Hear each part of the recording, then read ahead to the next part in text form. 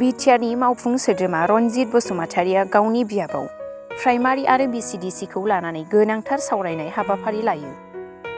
दिनै बिटिआरनि इएम रनजित बसुमतारिया गावनि बियाबाव 14 नं चिरांदुवार ब्लक कमिटि इउपिएफएलनि सिङाव थानाय ब्लक मावख'आव ब्लकनि दैदेनगिरि आरो सोद्रोमा प्राइमारि आरो Vcdcनि दैदेनगिरिफोरखौ लिंथुमनानै गुवारै सावरायो। बे मेलनि गेजेरजों सावरायनायनि थांखियानो जादों मेम्बारशिप ड्राइभखौ माबोरै बारायनो हागोन आरो माबोरै दैदेनलांनो हागोन बेखौनो सावरायनाय जायो। लोगोसे ओनसोलनि सुबुंफोरा ओनसोलखौ गोख्रोङै जौगानायखौ लुबैदों। बेनिखायनो इउपिएफएल सोरखारा मोनफ्रोम खामानिखौ गोख्रै मावगासिनो दं आरो जायफ्रा समाजनि मोजां साननो हायो बेसो समाजनि मोजां खामानि मावनो हायो। बेबायदि होननानै इएम रनजित बसुमतारिया खौरांगिरिनि सिगाङाव फोरमायथियो। जोंहा ब्लकआव मोनसे गोबावथार जाबाय जों जिरायैयाबो गासै प्राइमारि Vcdcखौ लानानै आरो बेवहाय सावरायनायनि मेइन थांखियानो जादों पार्टि जोंहा मेम्बारशिप ड्राइभ खालामबाय दङ। दा थांनाय इलेक्सनाव जोङो 21,000निख्रुइबो बांसिन मोनदोंमोन। दा जों 21,000खौ नेट जोङो माबोरै दैदेनलांनानै जोङो बारायलांनो हागोन बेनि सोमोन्दैनो जों मोनसे प्रजेक्ट लानाय जादों, सावरायलायनाय जादों। ओमफ्राय बाखि जों इन्टारनेल मेटार माखासे सावरायदों। गासैबो थिगानो दं, मात्र जोंनि समस्तियावल' नङा गुबुन गुबुन समस्तियावबो माने जोंनि मानसिफ्रा स्पिड डेभेलपमेन्टखौ लुबैदों आरो पार्सनेलि सोरबा सोरबाया, गासिबो नङा, सोरबा सोरबाया पार्सनेलि पार्टियाव इनभल्भ दङ हिसाबै इक'नमिकेलि गावनि न'खरखौ जौगानायनि थाखाय एसे स्किम बायदिसिनानि माबाखौ मोननो लुबैनाया थाखागोन। खिन्थु बे एसेबां प्राइमारिलि सावरायनो गोनां बाथ्रा नङा, सेकेन्डारिलि बेफोरखौ बयबो सानखायो। मानसि मात्रैनो गाव मोजां जानो हाबासो समाजनि मावनो हागोन बेखौ साननाया थाखायो।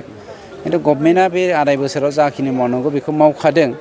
बेक्तिगत भाबै दिनै जोङो पार्टिनि लिडारफोरखौ बा दैदेनगिरिफोरखौ जोङो फाइनेन्सियेलि हेल्प खालामनानै आवगायलांनायनि टाइम फैयाखै, सम फैगासिनो। सम फैबा जों गासिबो खामानिखौ मावलांगोन। जोङो माखासे समाव खोनानो नुनो मोनो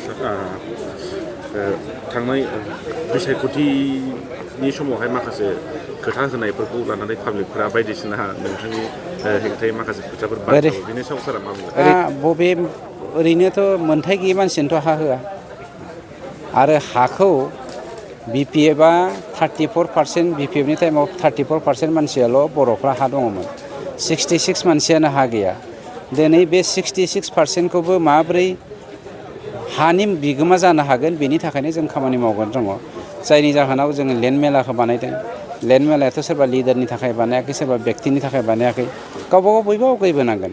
बेफोर खामानिखौनो बिपिएफनि समावहाय 17 बोसोर होनाय जायाखै बा मावनाय जायाखै। बिथांमोना जौ जुवा ड्राग्स बायदिसिना माने सेंग्रा सिख्लाफोरखौ नंखाय लामाजों हान्थिनायनि मेला फाथिनानै समाजखौ नस्थ' खालामबोदों।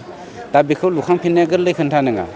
सासे मानसिया मोजां लामाजों थांनायखौ थाब गाज्रि लामाजों दैदेनलांनो गोरलै, खिन्थु गाज्रि लामाजों थांनाय मानसिखौ मोजां लामाजों लाबोनाया एसे गोरलै नङा, बिराद गोब्राब। जायनि थाखाय जोङो दा बाब्राबबाय थादों मोजां लामायाव जोंनि मोन्थायफोरखौ मोननायजों लोगोसे आवगायलांनायनि थाखाय। बे बेलायावहाय सोरबाया दा हमनानै ला बिपिएफनि मानसिफ्रा जोंखौ होनदों इलेक्सन खालामनाया बारा जादों। मा होनदों इलेक्सना नोंसोरखौ खालामनांगोन, मानोना नोंसोरो दिनै फरेस्ट हारफोरखौ इनक्रस खालामनानै गावसोरो मा होनो माहाजोन जाबाय बा हानि बिगोमा जाजोब्बाय। खिन्थु जोंनि जनसाधारना दिनै हानि मोन्थायखौ मोननो हायाखै। खिन्थु बिथांमोनानो दिनै गावसोरनि बिपिएफ मानसिफोरखौ जेसेबां हादानावहाय दा इलेक्सन जानाय मानसिफोर दङ मेक्सिमामानो बिपिएफनि मानसिफोर।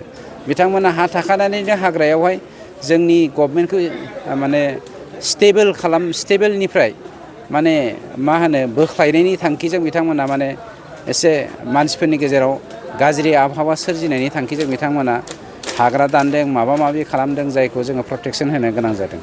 खिन्थु बिथांमोननि बे हाग्रा दानब्रबनायाथ' हानि मोन्थायजों सोमोन्दो गैया।